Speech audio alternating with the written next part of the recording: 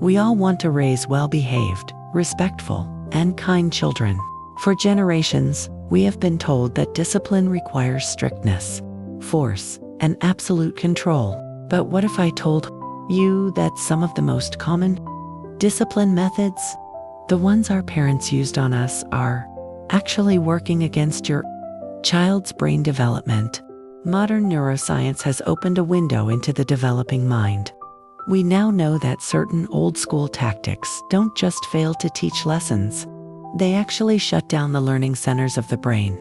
In this deep dive, we are going to debunk 3 major discipline myths using science, and I will show you exactly what to do instead. Welcome to the Sunny Scroll.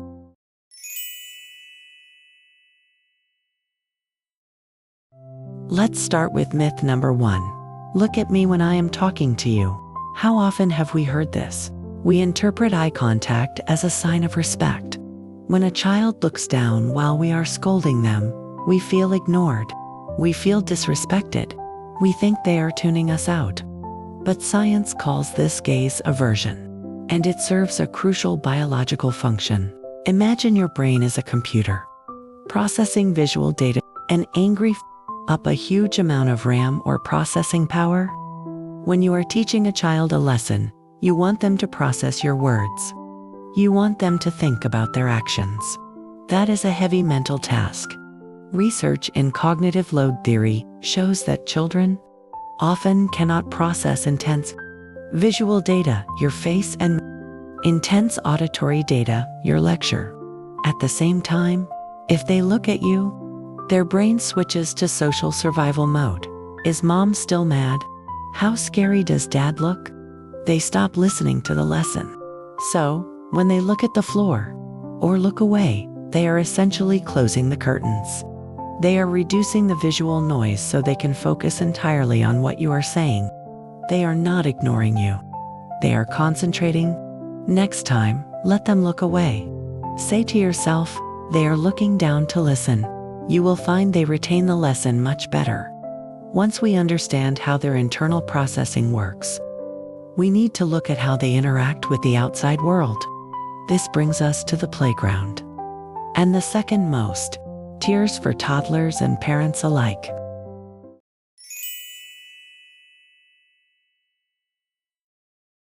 Myth number 2.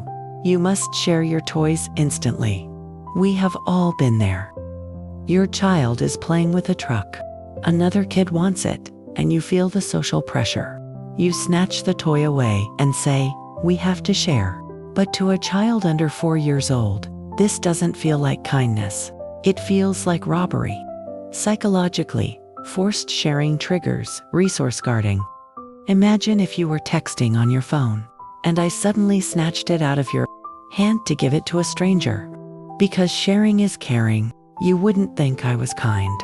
You would be furious. You would hold your phone tighter next time. That is exactly what we are teaching kids. If I don't hold this tight, it will disappear. Forced sharing actually creates selfish behaviors. The scientific alternative is turn-taking. Instead of forcing them to give it up, you defend their right to play. You say, "You can have the truck when he is done." This teaches 2 powerful lessons. For the child, playing autonomy and security. For the child, waiting, patience, and trust. Here is the beautiful paradox. When a child knows their turn is protected, they don't feel the need to hoard. They play for a few minutes, feel satisfied, and then, of their own free will, they hand it over. True generosity comes from a full cup, not an empty one. So we have covered eye contact and sharing. But what happens when emotions run high? What happens when the storm hits? This leads us to the final, and perhaps most damaging myth of all, the command to calm down.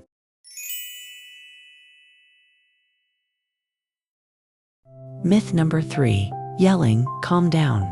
Works? It never works. In the history of calming down, has anyone ever calmed down because someone screamed at them to relax? When a child is in a tantrum, their prefrontal cortex, the logic center, is offline. They are drowning in big feelings. Yelling at them adds more noise to the chaos. This brings us to mirror neurons. A child's nervous system is like an open Wi-Fi network. It is constantly scanning your nervous system to know how to feel. If you are frantic, angry, and loud, their mirror neurons download that chaos. You are essentially pouring gasoline on their fire. This is why they scream louder when you yell. The solution is co-regulation.